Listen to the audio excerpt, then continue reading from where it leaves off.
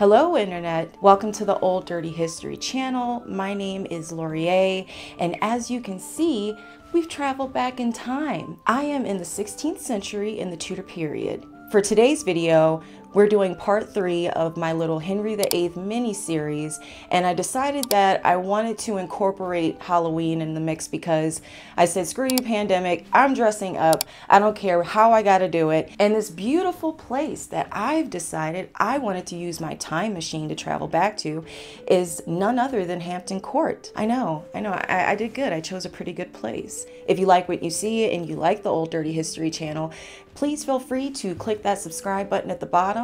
And if you haven't watched part 1 and part 2, I will include the link above as well as in the description. So come on, let's go back, way back in time again, and let's pick back up where we left off with Mr. Young Henry VIII of England. So in part 2, we left off talking about how young Henry came to the throne at the ripe age of 17. He's married to a very ride or die woman. She goes by the name of Catherine of Aragon.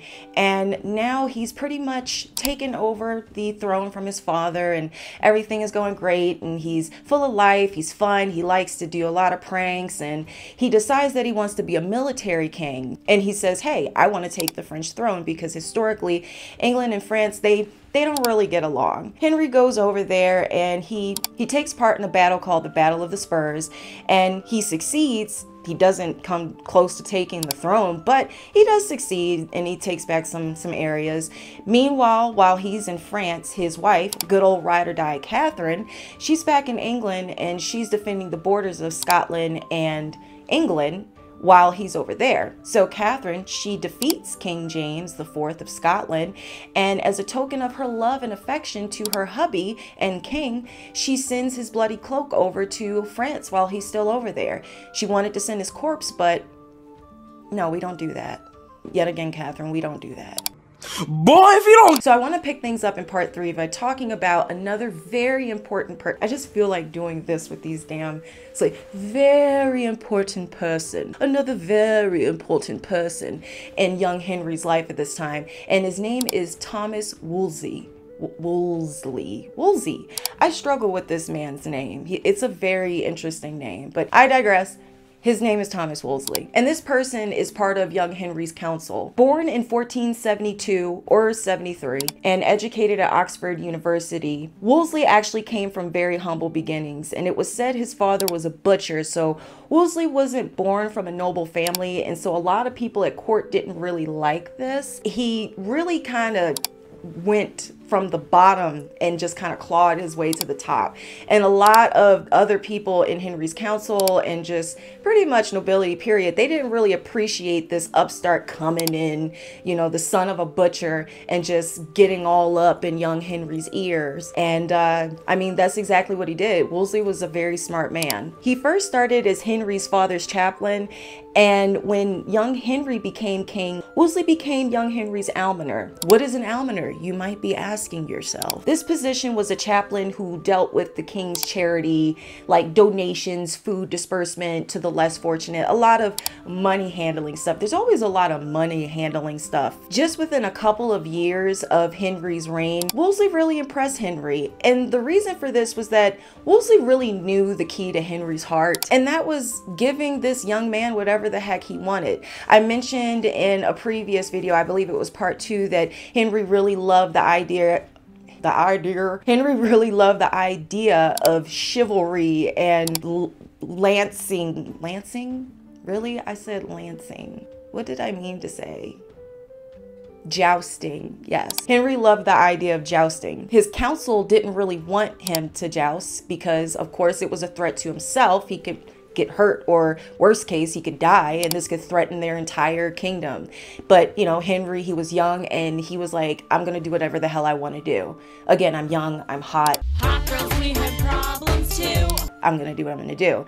And Woolsey understood this. He understood that he was young. And the other thing is that Woolsey, he was a young man himself. I mean, not like young like Henry, but compared to all these old guys on this council, Wolsey was fairly young. He gave young Henry what he wanted, and Henry really appreciated that. He was also a lot more relatable to young Henry because, again, he was younger than all the old heads on Henry's council. This also ties into the fact that Wolsey knew how to work the king. You know, he knew what would set Henry off, and he knew what times to come to Henry and say, hey, can you approve this? You know, oh, it's nothing. It's something minor. It won't affect you in any way. You can trust me.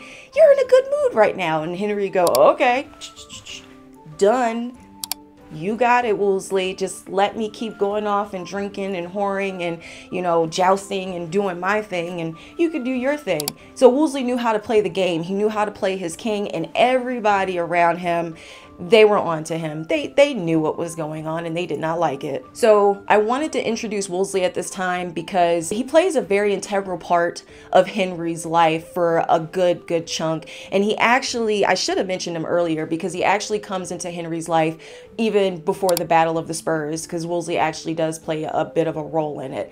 But we're gonna put Wolsey on the shelf for right now. We'll come back to him, and let's move on to talk a little bit about other things that were going on in Henry's life, like the side pieces that I briefly mentioned before. So like I said, I mentioned previously that Henry liked to sleep around quite a bit. And one of his favorite longtime mistresses was Elizabeth, also known as Betsy Blount.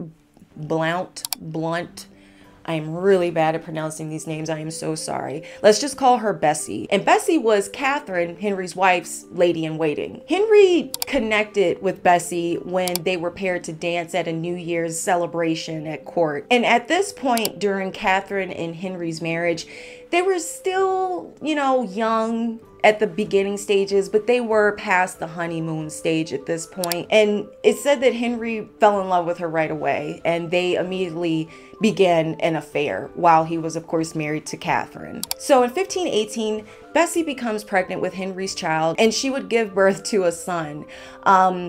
This was a big no-no to Betsy's family because, you know, she wasn't married and she's walking around pregnant. This is a very, you know, conservative period in history, and it's still like this in many other cultures throughout the world. So what does Betsy's family do? What any other normal person would do. We're gonna hide you away in a priory, just stay out of sight. You go come to term and have that baby, and then we're just gonna bring you out into the world like nothing ever happened. Sounds like a plan. Betsy's family might have been ashamed of her and this child that she had out of wedlock with the king, but Henry was just through the roof. I mentioned before that one of Henry's biggest goals in life was to have a son, have an heir. Women couldn't rule, and he and his wife Catherine, they had been struggling to have a son. So here was the son that Henry has been dying for years. The only problem is that he's not legitimate. He's illegitimate. This is what they called children back then that were born out of wedlock. Not my words, their words. So he was named Henry FitzRoy, and for the sake of there being no confusion, because there's too many Henrys during this period, we're just going to call him FitzRoy going forward. So of course the birth of FitzRoy was important to Henry for several reasons. As I've already stated, he really wanted a son, but the problem is that he was illegitimate, so he couldn't become the heir. But at the same side of it, this kind of cemented and confirmed in Henry's mind, which he was probably thinking the entire time was, hey Catherine, it's not me, it's you, boo. You can't have the son. You are the one who can only give birth to one child, a daughter. I'm fertile. I can do this. So that whole idea that it was, you know, you, not me, I really believe that it started with the birth of FitzRoy, but we'll never know. We weren't inside of Henry's head. Now, although FitzRoy was illegitimate, he had a lot of perks. You know, he was still kind of like a royal child, a son. So he was doted on and spoiled and got the royal treatment very similarly to his sister Mary. He was raised in the royal nursery along with his half-sister Mary, and he was also named the Duke of Richmond and Somerset and the Earl of Nottingham at just 6 years old. Unfortunately, FitzRoy would die at just 17 years old from what's believed to be tuberculosis. Of course, this really devastated Henry. His son, you know, died. And there was a point where Henry Henry was actually trying to get him to be his legitimate heir. There were talks about it. You know, when I think about life and health and death and all that back during this time period, I feel really lucky, as I'm sure most of us, if not all of us, do. You know, just thinking about the fact that a common cold could just you're done. I also think about like teeth. I get a lot of dental work done. Like I brush my teeth twice a day. I mouthwash, but for some reason, since I was a little kid, my teeth suck. They are shitty. And so I've had thousands of dollars worth of dental work done. And when I think about stuff like this, I think I could have died 10 times over from all of the dental issues I've had, or I would just be gumming it. Like I would be gumming it right now. It would be that kind of life for me. Now, I mentioned before that Henry and England have had beef with France for many, many, many years. Well, Henry's beef, it continued well past the Battle of the Spurs. During that battle, the King of France was Louis XII. Now, Louis married Henry's little sister, Mary, and this was before she went behind Henry's back and married his best friend, Charles Brandon. Unfortunately for Louis, he ends up dying like a year after he marries this young hot thing. So Mary is sent back to England, and now we have a new king on the French throne. When Louis died, he died without an heir, so his cousin slash son-in-law succeeded him, and his name was Francis I. And Francis was very much like young Henry. He believed in chivalry, and he loved to be, you know, sporty, and he thought he was the shit, and his ego was just like, pow. Henry and Francis couldn't stand each other. You know, like one of those situations where you'd think that you'd have a lot in common with a person who's like got a lot in common with you, but it ends up being the opposite. Like y'all hate each other to the point where you're like rivals. And sometimes that could be a healthy rivalry, and sometimes it could be like a Francis and a Henry situation. If someone says something bad about you, you'd want me to tell you, right?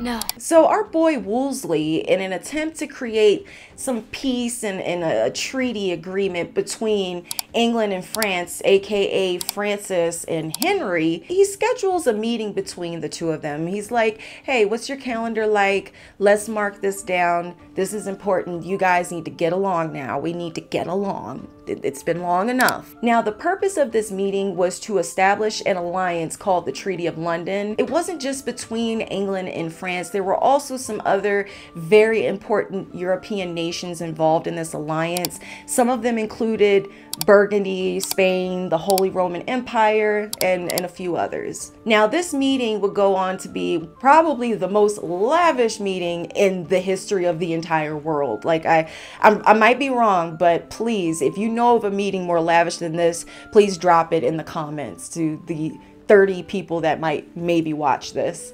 I really would like to know. But the name of this meeting was so bougie that it was called the Field of the Cloth of Gold. And it was called that because it was outside, like kind of like a pavilion. And it consisted of a lot of things, but most noteworthy part of it was a sea of tents made of cloth of gold, which is as expensive and bougie as it sounds. There it is. Valdor. The Valley of Gold. So this meeting takes place from June 7th all the way through June 24th in 1520. And at the time, Henry was 28 and our young King Francis was 25 years old. Now, Henry and his wife Catherine, they both attended this meeting, and they brought like their whole crew. Like they came like 5,000 people deep. And that was just Henry's side. I'm sure Francis brought his peeps too, which were probably like, no, I'm bringing double. I'm bringing 12,000. Ha ha ha ha ha. Now, you could say that Henry and Francis were the it boys of the European monarchy. They were the equivalent of, I don't know, like Justin Timberlake and Lance Bass or something. No, that was a bad example. Why can't I think of anybody? Just think about the most popular 2000s, late 90s celebrities that you could think of. Like, they were the it boys. Even though the purpose of the meeting was for them to sit down and get along, it ended up turning into one big pissing contest. It was like, oh, my codpiece is bigger than your codpiece. Ha ha ha ha ha. No, no, no, no. My codpiece will eat your codpiece. Ha ha ha ha. That situation. So I want to give you more of like an idea of what this meeting looked like. Let's just paint the scene, okay? It's 1520. There are like probably 20,000 people there. There's a sea of tents, golden tents. And there are also like 5,000 people who are separate from the invitation. These are just people who were hired to build all the extravagant shit that Francis and Henry wanted in this meeting. 6,000 men were paid to build just English living spaces alone. This was like what Fire Festival This was what Fire Festival was supposed to be. They had fancy living quarters and luxury suites. Like, it was ridiculous. They also had fountains that were pouring out wine. I have got to get one of these. Here's what is believed to be a sketch that was made at the time of when they were drawing up the plans for this meeting of what the tents were expected to look like on the English side. Look at that shit. That is like insanely beautiful. I'm just hating. Now, Henry also had special armor built for the occasion. He had 2 sets built just for this meeting. This is a picture of what Henry's foot combat armor looked like. Look at that gigantic cod piece. You could literally keep snacks in there. Now, there was also several forms of entertainment. You had wrestling matches, there was singing, jousting, banquets, archery, dancing. Like, they completely went out. Now, what's noteworthy about the wrestling is that Henry, our young Henry, actually challenged Francis to a wrestling match. I guess he was confident that he was the shit and that he could beat Francis. I mean, when you think about it, this guy has been pretty much told since the day he was born, especially when his brother died and he became the heir of the English throne, you're the best, Henry. Like, you dominate